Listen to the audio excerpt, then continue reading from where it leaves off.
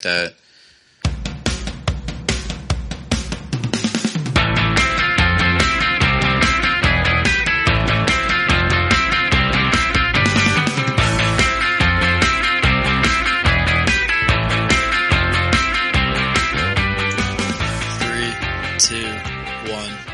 Hey everyone, and welcome back to the Life Podcast. Today we're going to continue with our final personal story, and we'll get into Zach's story more today. Nate, I know you wanted to ask the first question. Yeah, so we've been friends since we were 6 years old, so just... It's been that long, eh? Yeah, it's been a long time. So you just want to... I'm old. I think it'd be Matt feel. Yeah, you and Hornbeck have been friends for a long time. Yeah, so you just want to fill everyone in on what your life was like before we met. Yeah, I mean, everyone that kind of knows me knows you in that kind of sense, you know? You know, we partied together and we played sports together. We were best friends throughout school, so, you know, when you think of Nathan, you think of Zach. When you think of Zach, you think of Nathan kind of deal. Yeah, as long as I've known you two, you guys have been inseparable most of the... Yeah, two peas in a pod. Pretty much. Brothers, man. I love it. Anyways, my life was, I mean, how eventful is a 5-year-old's life, really? But growing up, I grew up in that traditional Christian household, right? So, that's what I bred. I went to church like when I was like a baby and stuff. And I think the coolest story I have, my dad bought me a bunch of Toronto Maple Leaf hockey equipment and like skates and a stick and stuff before I even left the hospital. I don't know if you guys knew that, but he's like, this kid will play hockey. Yeah, I think I did know that. Came out of the womb with a hockey bag and stick. Yeah, and didn't go far at all. But anyways, yeah, so that was like a big part of me. My sports identity was like who I was growing up. I always kind of had that chip on my shoulder, like I was a little bit better than you. I had that higher, you know, that ego. You felt you know, I had that bigger ego and stuff, so it was just like a process of kind of figuring out who I was.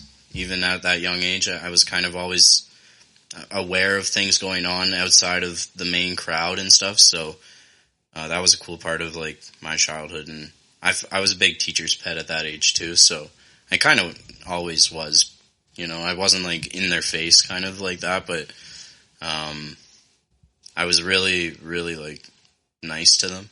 Yeah, you weren't so much like, I need, why didn't I get an A kind of teacher's pet or something like that, or sucking up to them. You just kind of helped, and you were... Yeah, I helped them when they needed me. So yeah, I had a good relationships with like adults in general, like when I was really young. Mm-hmm. So... and that's where you and I were very common. Like, I remember your story, even in kindergarten, with you talking to the teachers outside of your lunch and stuff. Yeah, and lunch monitors. Yeah. So yeah.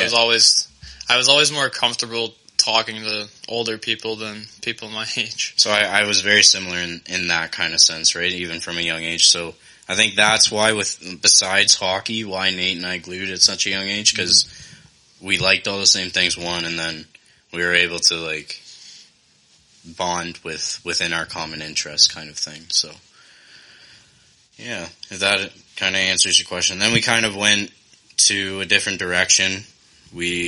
You started teaching me. Well, what was the first time like you guys met? I guess like was which. It would have been through hockey. Yeah, when we were in grade 1, so it would have been tyke hockey. But we didn't start going to school until like grade 5, I think. Yeah, it was grade 5. So there was that gap where our friendship just relied on sports. Yeah. But we also did, like, we hung out with each other outside of hockey as well. Like, we did hang out at each other's houses a little bit at that age. But then when I moved to Camborne, then we became a lot closer for sure. Yeah, it was like after school, walking up to my house basically and hanging out after school kind of deal. Yeah. So it was cool to have that kind of friend, you know? Yeah. Right from the get-go, I felt like I had that social connection, which was really important for me because I'm an extrovert and I need people to be around and I need to socialize. And yeah, a lot of kids do struggle with that. Their parents are like, well, he needs friends, or I don't know. Some kids don't get that friendship, like that immediate bond at an early age, and they struggle for a while to find friends. And you kind of take that for granted sometimes when you do have those friends at such an early age, but no, you definitely do, man. I mean, there's times where I've taken my friendship with both of you for granted, just like having that person around you, just think, you don't have to put the effort in anymore because they're one of your long-term friends. You don't have to shoot them a text to see how they're doing. That's the complete opposite case. I think of recently, especially, we've been talking a lot, not only about the business, but just checking in to see how, we're doing and making sure like our mental is right, because if it's not right, we can't do our job right. Exactly. And so I think like because of this business and of recent, this year has helped us a lot, just become closer. But there's been times, where you felt separated and you felt, tension between each other. So you go through those stages with friends, and I definitely have. I've lost more friends than I can count growing up, but that's just like part of life, it happens. Yeah, people grow apart, and you're not meant to be friends with everyone forever. And yeah, out of people you're friends with in high school and stuff, I don't have any issues with most of the people I don't talk to anymore. It's just you kind of grow apart, you have different interests, and it's pretty much the way she goes. It's almost like everybody has their day ones, right? And then, or you have your friend group, and depending on how large that friend group is, those are typically only the people that go with you past high school. And that's what I very much felt, especially going to university right after high school. Mm-hmm. It was me and Hobie. Like, he was my roommate at the time, and we were both from Coburg, so we were like really close at St. Mary's. We were like, hey, let's room together in university, because it was a new chapter, and we were kind of familiar. So I liked familiarity, right? Like I liked that idea of going somewhere, being comfortable in my space, and knowing the people. And I didn't really give that chance to those others that I ended up becoming really close with and rooming with later on in university. Where I could have met them in first year because of our similar interests. But life has a funny way of rolling dices and showing you and giving you a path, and you can either follow it or fight it. And I found I fought a lot of it at university, and got away from that. From a friendship scale anyways. Yeah. But moving on from kind of that childhood. Yeah, so the next thing I want to ask you is, you, out of all of us, have known about mental health and your anxiety and stuff like that at a very young age. You've identified, or was able to identify it as a child and know that you felt wrong. Just going through that process, and like, I guess more of the story behind that. Yeah, it wasn't even a feeling like I felt wrong.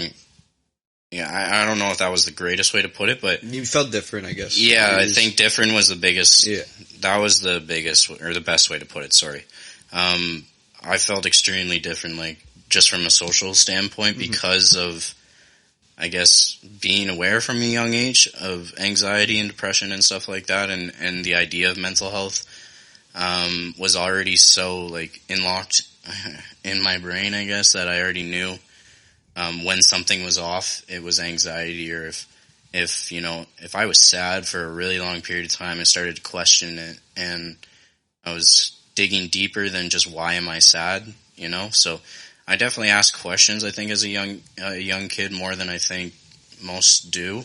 Okay. But I don't know. Growing up, you would think I had that cookie cutter life. I think I've said that once before, but from the outside looking in, it would be fine and dandy. I grew up with both my parents completely and, devoted to me and in supporting me and my decisions, my dreams, all of that stuff. So, I think that was the biggest thing for me, is just like on the inside, it wasn't all fine and dandy.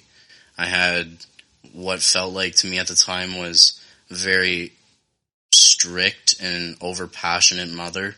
Yeah. So I couldn't really escape from that or talk to her about how I was feeling, because in all honesty, when a man was depressed, or a male was depressed back then, like not even 10, 15 years ago, it wasn't something that we talked about. It was like, you're a man, get over it, or you're a boy, like you're just sad. To this degree were well, if your kid went to a shrink, the parents were looked down upon in the community, right? Like, you're a bad parent because your kid has to go get help to talk about his emotions.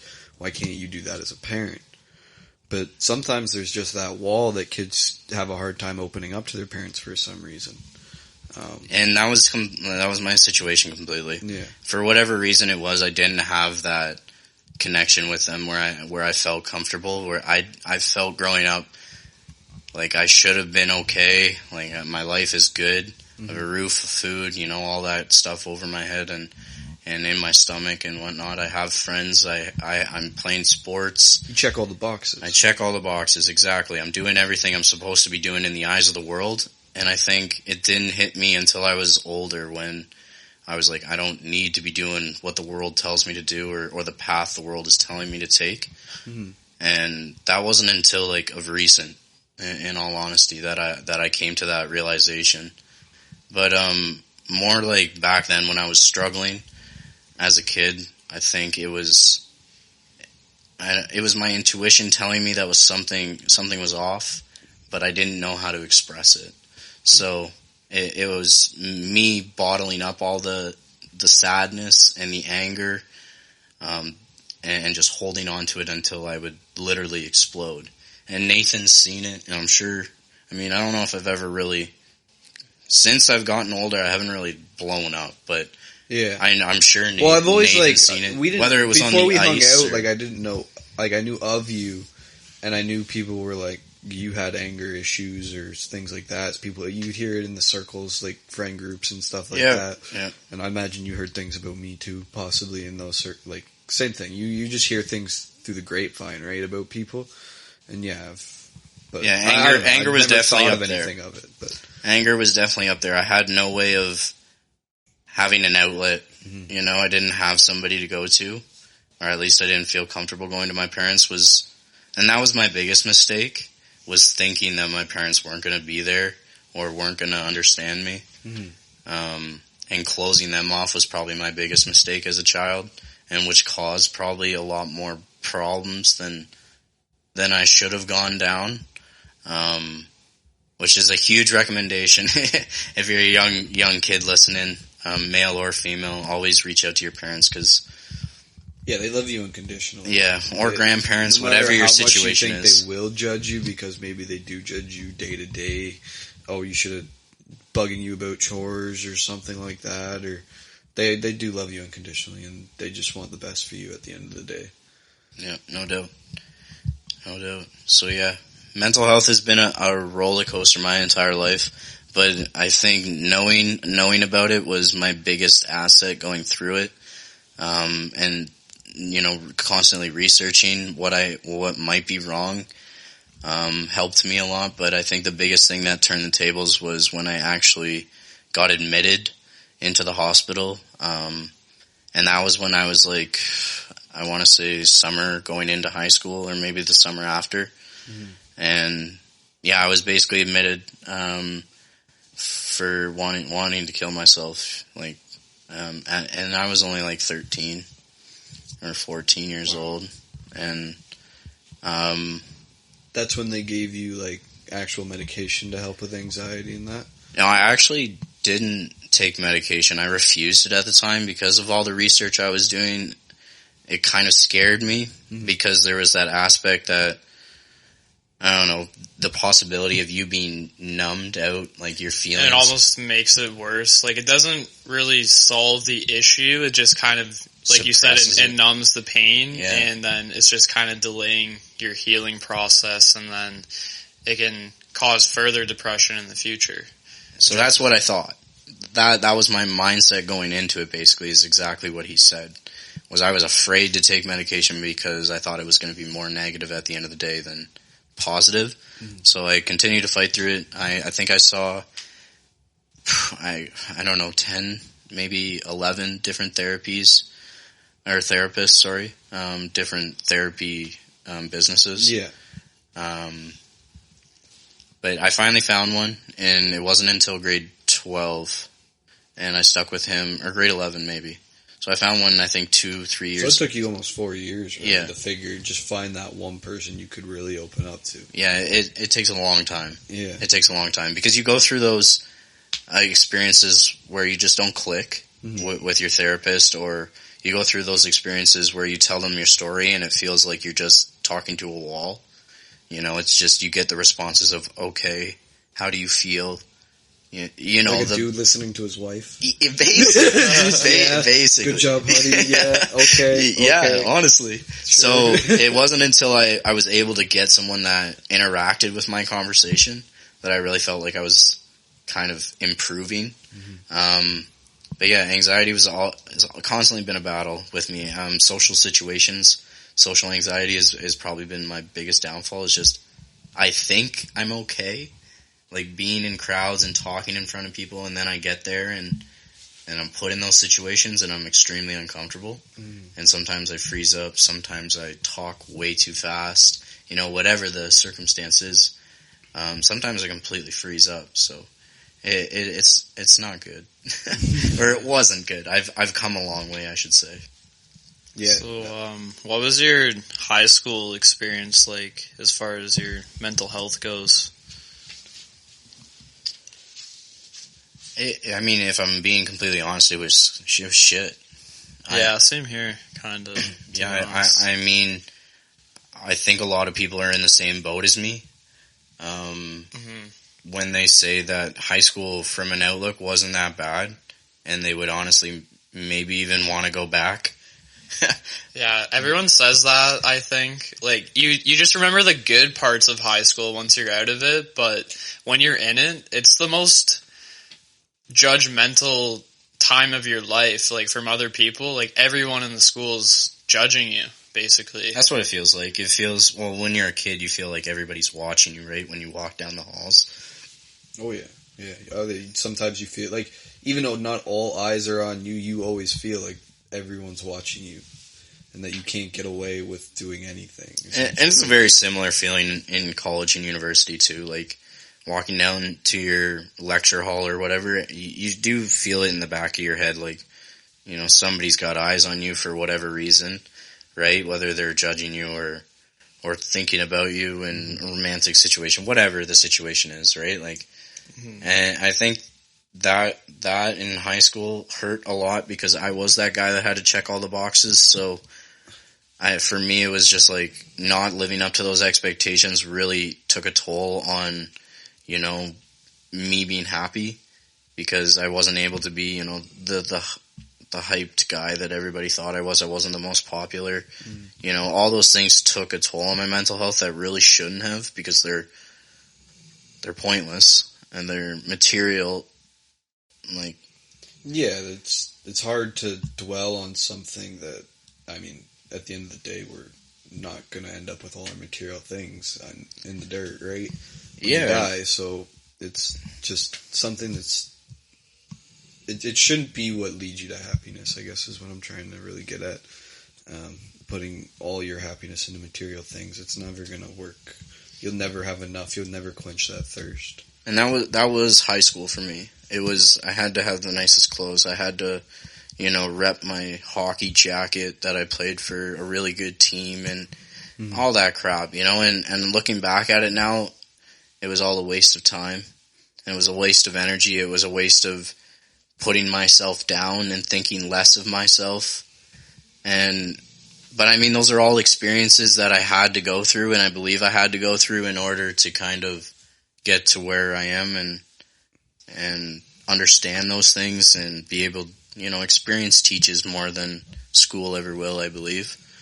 Absolutely. And I try and live by that, so I try and experience as much as I can, but obviously you have to experience a lot of the negative stuff in order to grow from it, in order to understand what you did wrong, and then to be able to come back and do it right again, if you try it again. So yeah, it's not even necessarily what you did wrong, but it's just reframing your mindset if you're in that same situation again in the future, basically. Yeah, so like, I think a big thing for me was not loving myself, just thinking to myself that I should have been better, but I wasn't. Because you didn't have all the things you thought you needed in life. You didn't love yourself. Exactly. And it wasn't until recent, like I said, that I started to come to all these realizations. And I mean, relationships, I had a really toxic relationship in high school. Nathan chuckles about it. Yeah, had a few choice words to say the least. Yeah. But those are the things you just kind of react with emotion in high school as well. You're still a kid. You're still figuring it out. So, when you think something's bad, I was just a brutal overthinker. So I would always go to the worst. And then it would lead me down, really dark paths. And the only way I really got out of it was separating myself from that situation, whether it was hockey at the time or, just being involved in your friend group or whatever. Why are you laughing? Sorry, I was just remembering back to like that relationship, and I used to chirp you about being whipped, and I remember that one time at the West where I followed you up the stairs with that like Sheldon Whip app or whatever, and yeah, I followed you up all 3 flights of stairs. The whip. Yeah, I'm sorry. Yeah. Yikes. That just came in my mind when like 10 seconds after you mentioned that, I was like, that was funny. But yeah. So it was something though that was good for me. That it was also something that needed to happen. Mm-hmm. You learned a lot from it, right?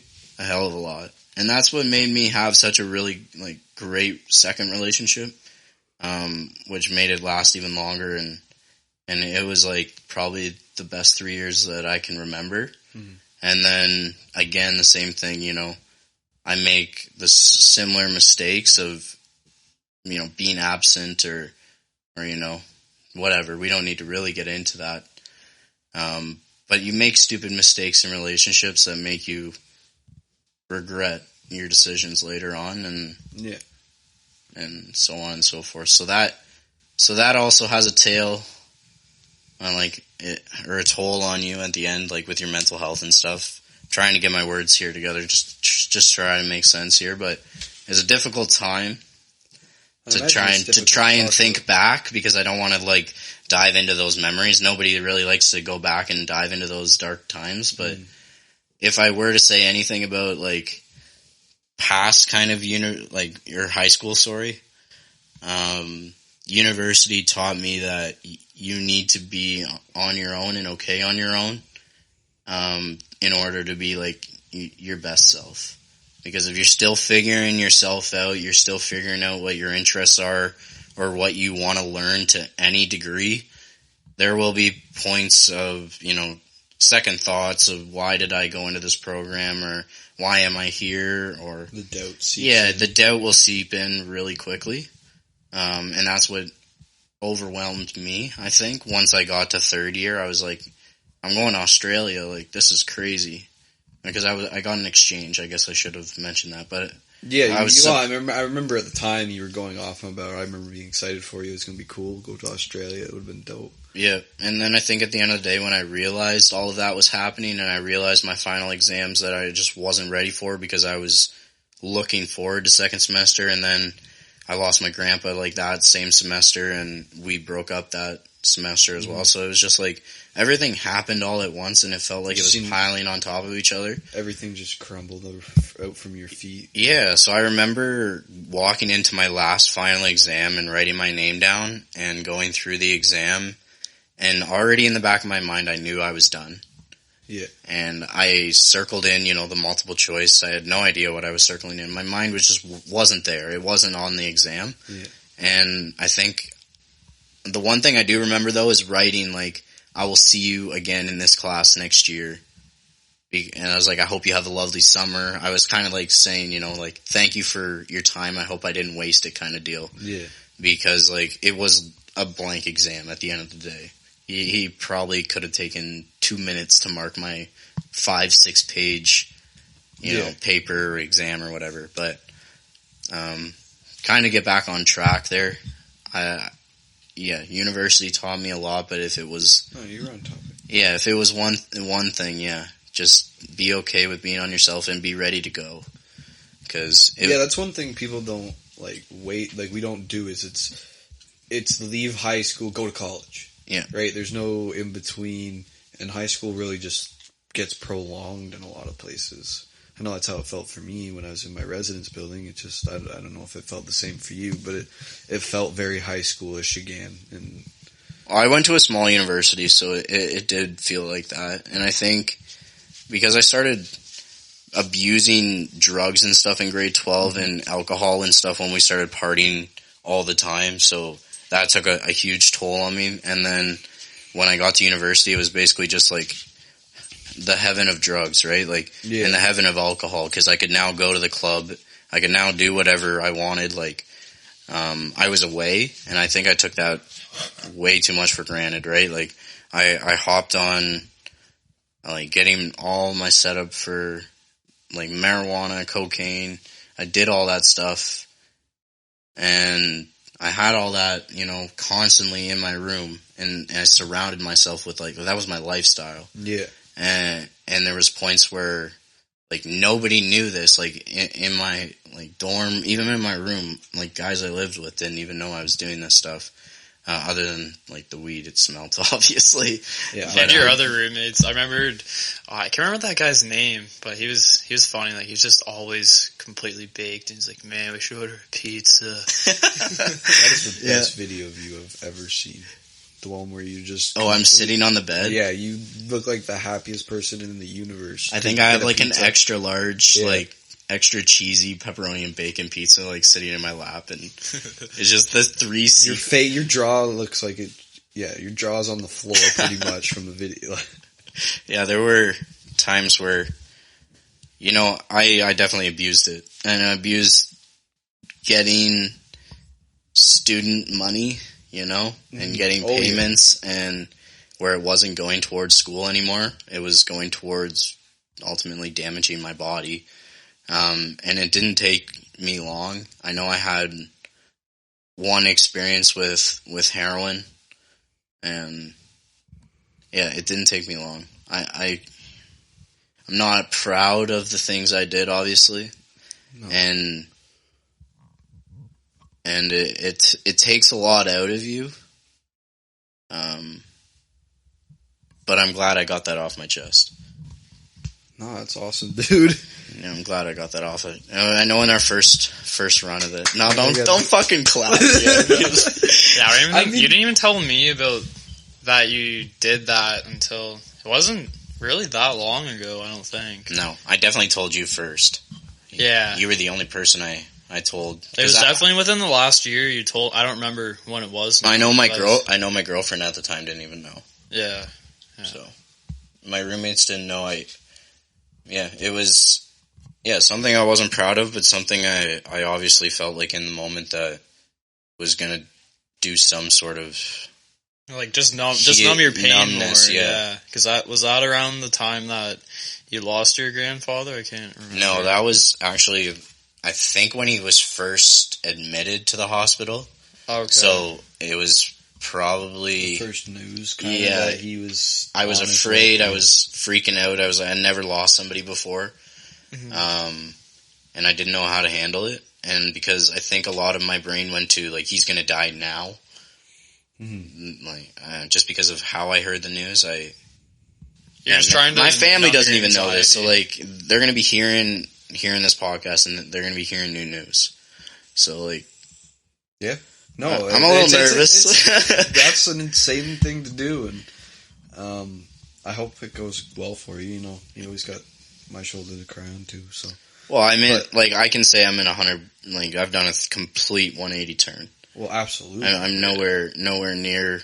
That was like your rock bottom kind of thing, yeah. It was like I couldn't get any lower than this, and I'm glad, honestly, that I was able to come out of it on my own. Mm-hmm. Because that was one thing I was worried about, was going and feeling the need to go back and for more, right? You always have it in the back of your mind, even before you start, you know, like, I could get addicted to this. Yeah. And...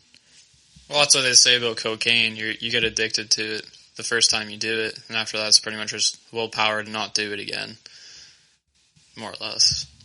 Yeah, I didn't really find that with cocaine, but I also found, I mean, I also did it at, like, Boots and Hearts. Yeah. Yeah, I've only and, like, done it twice. At parties and stuff, so it was like I was in those social situations I didn't have it like myself. I never bought it myself. Yeah, You're same just here. around people that had it, so you did it. Yeah, and it ended up in my room constantly, whether it was somebody that I knew or if I just took it from people from parties, and that's how it ended up in my hands. So, anyways, yeah, drugs definitely took an effect on my life deeply. So what's your, I guess, advice to anyone facing like drug addiction? Don't do it. Don't do it. Just don't do it. And if you have done it, I mean, the biggest thing is don't do it again. Like, don't throw it all out if that's what it comes to, because you will hit that sober moment where you either go, I need it again, or that was fucking terrible. Like, why'd I do that? And I think for me, it scared the shit out of me that when I was sober again, it was like, why did I just do that? Mm-hmm. And it scared the living crap out of me. So I threw it out. And then I don't know, for a long time I used marijuana to numb everything, which was why it was like a daily use. And I don't know, now I would go and just tell people, just, I don't know, it's hard to give advice because drug addiction is so different for everyone. Yeah, it is. But just try and find an outlet besides drugs, basically. Whether that's the thing. Exercise, they're looking for something. They're looking for a need to fill. At least I was with my experience. And if you can get by that need by whether, like Nate said, exercising or going for a hike or whatever, finding that another outlet is so huge. I know, like for smokers, some guys say chew gum. Yeah, like Nicorette or something like that. Yeah. It's just like you can find other things that will fill that, what you think is a need. And I think that was for me. I got back into hockey, which was huge for me, like intramural hockey, when I played for the school, which was a lot of fun. So that was kind of like my outlet, because from high school to university, I didn't really have that. Didn't really involve myself in hockey, so I missed that game. And not to say that was the reason. Like I went down that path, but I didn't have an outlet. It helped a lot to have that familiar outlet and just be back and doing that like routine that you had when you were younger, right? Yeah, absolutely. So, I was the same way my first year in college. I didn't play sports at all in college except for one pickup hockey tournament. But I also at the time had the gym, and that was my new thing, obviously because of my program and stuff at the time. So that was my major outlet. But yeah, if you're struggling, just if you feel like you have that void you need to fill and you don't want to exercise or whatever, just talk to someone instead of just numbing your pain more, because you need to get those emotions out and feel them. Because the longer you wait, the worse it'll get in the future. It's a really good way of putting it, because I remember anger even took in like over my life too at that time.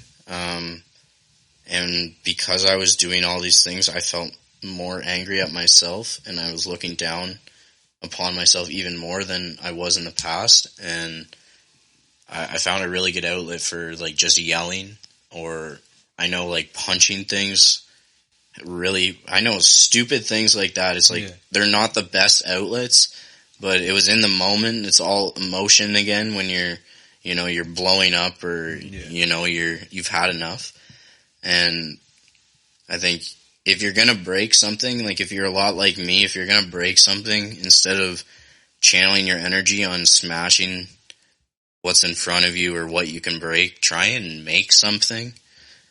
I find when I put like my anger towards creating something useful.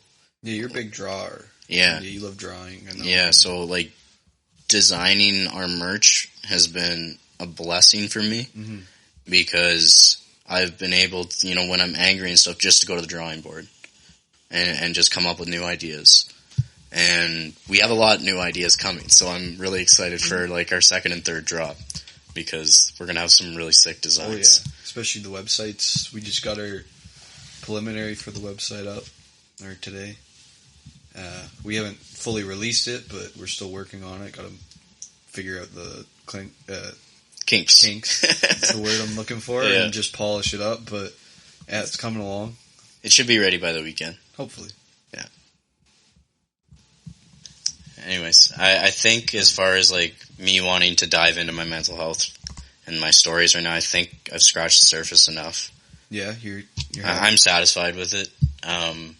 I know there's a lot more to come with all of us, and we're going to try and lighten things up next episode. Yeah, we've been a little bit darker with our stories, but we just kind of felt that we needed to share who we are, where we're coming from, what we feel kind of makes us, I guess not qualified, but like feels us to give our opinion about this topic.